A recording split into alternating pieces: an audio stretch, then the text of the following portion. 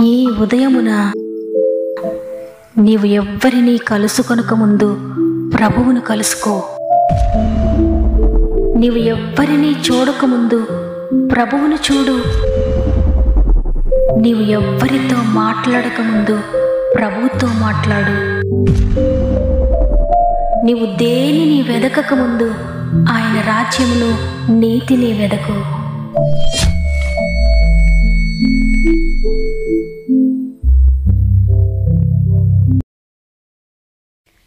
Praise the lord. ఈ ఉదయకాలమున God first అనే వాగ్దాన కార్యక్రమానికి హృదయపూర్వకంగా మిమ్మల్ని అందరినీ ప్రేమతో ఆహ్వానిస్తూ ప్రభునామంలో నా యొక్క ప్రత్యేకమైన శుభములు మీ అందరికీ తెలియజేస్తూ ఉన్నాను. ప్రియ దేవుని బిడ్డలారా, ఈ ఉదయాన మీరందరూ ఎలా ఉన్నారు? దేవుని కృప మీకు తోడైంది. ఆయన ఎంతగానో మిమ్మల్ని ప్రేమించి ఇంతవరకు కాపాడి సంరక్షించి నడిపించారు. ఇక ముందు కూడా తప్పక మిమ్మల్ని చేపట్టి నడిపిస్తారు. మీరు ఒకవేళ కఠినమైన పరిస్థితులు గుండా వెళ్తూ ఉన్నా దేవుడు ఎప్పుడు కూడా విడిచిపెట్టాడు. మీ జీవితకాలం అంతా ఆయన మీకు తోడండి మిమ్మల్ని నడిపిస్తాడు. దేవుని బట్టి ధైర్యం తెచ్చుకోండి. అదేవిధంగా మీలో ఇంకెవరైనా సమస్యల్లో ఉంటే తప్పకుండా కామెంట్స్ రూపంలో నాకు తెలియచేయండి. మీ అందరి కొరకు తప్పక ప్రార్థిస్తాం. మీరు కూడా ప్రార్థించండి. పరిస్థితులన్నింటినీ మార్చే దేవుడు, జీవితాలను కట్టే దేవుడు, బ్రతుకులను బాగు చేసే దేవుడు మనకు తోడై ఉన్నాడు. ఆయన చేతుల్లో మీరున్నారు. ప్రతి సమస్యను ఆయన చేతులకు అప్పగించుకొని ముందుకు సాగండి. ఈ రోజంతా దేవుడు మీకు తోడేయండి మిమ్మల్ని నడిపిస్తాడు. దేవునికి మహిమ కలుగునుగాక. ఈరోజు దేవుడు మనకు అనుగ్రహిస్తున్న శ్రేష్టమైన వాగ్దానం యెహెజ్కేలు గ్రంథము 34వ అధ్యాయము 16వ వచనము. తప్పిపోయిన దానిని నేను వెదుకుదును, తోలివేసిన దానిని మరల తోలుకొని వచ్చేదను, గాయపడిన దానికి కట్టుదును, దుర్బలముగా ఉన్న దానిని బలపరచుదును. ఆమెన్. ఈరోజు ఈ వాగ్దానాన్ని వింటున్న ప్రియ సహోదరి, ప్రియ సహోదరుడా, మీరు ఒకవేళ తప్పిపోయిన స్థితిలో, వెలివేయబడిన స్థితిలో, తోలివేయబడిన స్థితిలో, పడిపోయిన స్థితిలో, గాయపడిన స్థితిలో, దుర్బలమైన పరిస్థితిలో ఉన్నారేమో, దేవుడు ఈరోజు మీకు తెలియజేస్తున్నారు, తప్పిపోయిన నిన్ను, నీ కుటుంబాన్ని తిరిగి నేను తోలుకొని వస్తాను. గాయపడిన నీ జీవితానికి కట్టుకడతాను, బాగు చేస్తాను.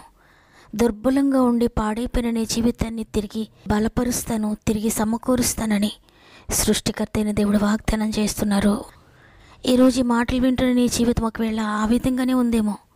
గాయపడిన స్థితిలో మీరున్నారేమో, తప్పిపోయిన స్థితిలో నీ కుటుంబం ఉందేమో, నీ బిడ్డలు ఉన్నారేమో, నీ భర్త తప్పిపోయిన స్థితిలో ఉన్నారేమో, నీ భార్య తప్పిపోయిన స్థితిలో ఉన్నారేమో, నీ హృదయం అంతా గాయపడి పరిస్థితులను బట్టి ఏం చేయాలో తోచని స్థితిలో మీరున్నారేమో. ఇంతవరకు మీ పరిస్థితి అదే అయి ఉండొచ్చు. అయితే ఇది మొదలుకొని దేవుడు నిన్ను ఆశీర్వదించబోతున్నాడు.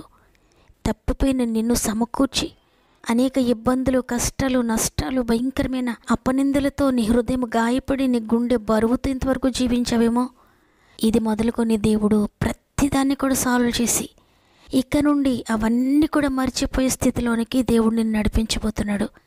ఇంతవరకు ఉన్న జీవితం ఒకటి, ఇక ముందు ఉండబోయే జీవితం ఒకటి నీ జీవితంలో. అట్టి స్థితిని ఈ రోజు నుండే దేవుడు నీకు దయచేయబోతున్నాడు. కాబట్టి నువ్వు ఇక దుర్బలంగా ఉండవు, నువ్వు ఇక గాయపడిన స్థితిలో ఉండవు, సంతోషంగా ఉంటావు. నీ గాయమంతా కూడా దేవుడు కడుతున్నాడు, తిరిగి ఆయన బాగు చేస్తున్నాడు. ఎందుకంటే ఆయన నీ కాపరి కాబట్టి.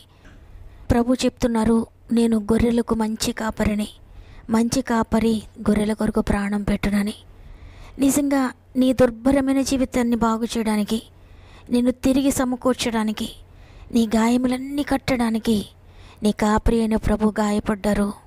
ఆయన నీ కొరకు రక్తం కార్చారు. నీవు భరించవలసిందంతా ఆయన శిలువపై భరించి సంతోషకరమైన జీవితాన్ని నీకు దయచేస్తున్నారు. ఎందుకంటే ఆయన నిజమైన కాపరి, మంచి కాపరి. మంచి కాపరి ఒక్క గొర్రె తప్పిపోతే 99 గొర్రెలను విడిచి ఆ గొర్రెను వెతుక్కుంటూ వెళ్తాడు. ఆ గొర్రె ఒకవేళ గాయపడితే ఆ గాయములన్నీ కట్టి దాన్ని భుజములపై పెట్టుకొని వస్తాడు, మోసుకుంటూ వస్తాడు.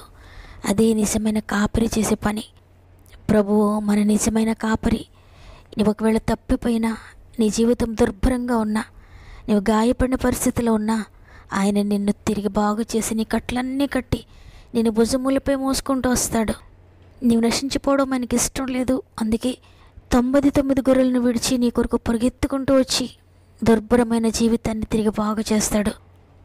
ఆనాడు తప్పిపోయిన కుమారుడు కూడా తండ్రి దగ్గర ఆస్తంతా తీసుకుని వెళ్ళిపోయాడు. తండ్రికి దూరం అయిపోయాడు. నిజమైన కన్న తండ్రికి, దేవునికి కూడా దూరం అయిపోయాడు. తన ధనమంతా విచ్చలవిడిగా ఖర్చు పెట్టాడు. ధనమంతా అయిపోయిన తర్వాత ఆ దూరదేశంలో ఏమీ లేనివాడుగా మిగిలిపోయాడు. దుర్భరమైన జీవితాన్ని జీవిస్తున్నాడు. ఆకలిని భరించలేక పందులను కాస్తూ ఆ పందులు తినే పొట్టును తినడానికి ప్రయత్నించాడు. అయితే ఆ యజమాని ఆ పొట్టును కూడా తినేయలేదు. అంత దుర్భరమైన పరిస్థితిలోకి వెళ్ళిపోయాడు. అయితే ఒకానొక రోజున పశ్చాత్తాపడుతున్నాడు. తండ్రి, నేను పాపిని, నేను తండ్రి అని పిలవడానికి కూడా యోగ్యుడను కాదు. నీకు విరోధంగా నేను పాపం చేశాను, నన్ను క్షమించండి. తిరిగి నా తండ్రి దగ్గరికి వెళ్తాను. కానీ నేను ఒక కుమారుడిగా వెళ్ళను, ఒక కూలివానిగా వెళ్తాను. ఎందుకంటే నా తండ్రి ఇంటి దగ్గర కూలివానికి కూడా సమృద్ధి అయిన ఆహారం ఉంది. నేను ఇక్కడ ఆకలితో చనిపోతున్నాను. అందువల్ల నేను తిరిగి నా తండ్రి దగ్గరికి వెళ్తాను, నేను క్షమాపణ అడుగుతాను అని తన పాపాన్ని ఒప్పుకొని తన జీవితాన్ని మార్చుకొని తిరిగి తండ్రి దగ్గరికి వచ్చాడు. తప్పిపోయి తిరిగి వచ్చిన కుమారుని తండ్రి తోలువేయలేదు, కానీ తిరిగి హక్కును చేర్చుకున్నాడు. గాయములన్నీ కట్టాడు. దుర్భరంగా ఉన్న తన జీవితాన్ని తిరిగి బాగు చేశాడు. మరలా కుమారునిగా చేర్చుకున్నాడు. నిజమైన కాపరి ఆ విధంగానే తప్పిపోయిన గొర్రెలను తిరిగి చేర్చుకుంటాడు. మన యేసయ్య నిజమైన కాపరిగా ఉన్నాడు. ఈ రోజుకి వెళ్ళి నీవు తప్పిపోయినా, నీ కుటుంబంలో ఎవరైనా తప్పిపోయినా, మీ జీవితాలు గాయపడి దుర్భరంగా ఉన్నా భయపడొద్దు. మీ జీవితాలను తిరిగి బాగు చేయడానికి ప్రభు ఈరోజు నీతో మాట్లాడుతున్నారు. నేను బాగు చేస్తాను, తిరిగి నీ గాయం కడతాను, చెదిరిపోయిన నీ కుటుంబాన్ని తిరిగి సమకూరుస్తాను, తిరిగి తోలుకొస్తాను. భయపడితే ఈరోజు ప్రభు సెలవిస్తూ ఉన్నారు. కాబట్టి ప్రియ సహోదరి, ప్రియ సహోదరుడు, ఎంత మాత్రం భయపడొద్దు. తప్పిపోయిన కుమారుడు ఏ విధంగా తిరిగి తన పాపాన్ని ఒప్పుకొని తండ్రి దగ్గరికి వచ్చాడో, ఈరోజు మీరు కూడా పశ్చాత్తాపడి మీ పాపములు ఒప్పుకుంటూ ప్రభు దగ్గరికి వస్తే తిరిగి చేర్చుకుంటాడు. తిరిగి మీ జీవితాన్ని బాగు చేసి చక్కటి భవిష్యత్తును దయచేస్తాడు. కాబట్టి అందరం కూడా దేవుని చేతులకు మన జీవితాన్ని సమర్పించుకుంటూ, అవునయ్యా, నేను తప్పిపోయిన తండ్రి, తిరిగి నన్ను చేర్చుకోండి ఆయన సందులో మోకరించి వేడుకుందాం. చాచిన చేతులతో ఎదురు చూచుచుండేను, వేచిన నీ తండ్రి కనులు నిదుర ఎరుగకయుండేను. ఓ చిన్ని తనయా, నీకెన్ని శ్రమలేలనయా, నీ తండ్రి ప్రేమను గనవా, నీ ఇంటికే తిరిగి రావా. ఓ చిన్ని తనయా, నీకెన్ని శ్రమలేలనయా, నీ తండ్రి ప్రేమను గనవా, నీ ఇంటికే తిరిగి రావా. పరిశుద్ధ తండ్రికి ప్రియసుతునివైయుండి పందులతో నీకు సహవాసమా. పరిశుద్ధ తండ్రికి ప్రియసుతునివైయుండి పందులతో నీకు సహవాసమా. ఏర్పరచబడిన యువరాజువైయుండి, ఏర్పరచబడిన యువరాజువైయుండి పనికి మాలిన వారితో స్నేహమా. ఓ చిన్ని తనయా, నీకెన్ని శ్రమలేలనయా, నీ తండ్రి ప్రేమను గనవా, నీ ఇంటికే తిరిగి రావా. ఓ చిన్ని తనయా, నీకెన్ని శ్రమలేలనయా, నీ తండ్రి ప్రేమను గనవా, నీ ఇంటికే తిరిగి రావా. చాచిన చేతులతో ఎదురు చూచుచుండేను, వేచిన నీ తండ్రి కనులు నిదుర ఎరుగకయుండేను. ప్రేమగల తండ్రి, నీకు వందనాలు. నీ ఉచిత కృపను బట్టి మరి ఒక దినాన్ని మాకు ఇచ్చారు. ఈరోజు మమ్మల్ని అందరినీ కూడా తిరిగి సమకూర్చి ఈ విధంగా నేను స్తుతించే భాగ్యం ఇచ్చినందుకు నీకు కృతజ్ఞతాస్తుతులు చెల్లిస్తున్నాను. ఈరోజు వాగ్దానం చేశారు, నేను తప్పిపోయిన నిన్ను తిరిగి సమకూరుస్తాను, తోలివేయబడిన మిమ్మల్ని తిరిగి సమకూరుస్తాను, గాయపడిన మిమ్మల్ని తిరిగి బాగు చేస్తాను, దుర్భరంగా ఉన్న మీ జీవితాన్ని తిరిగి కడతానని.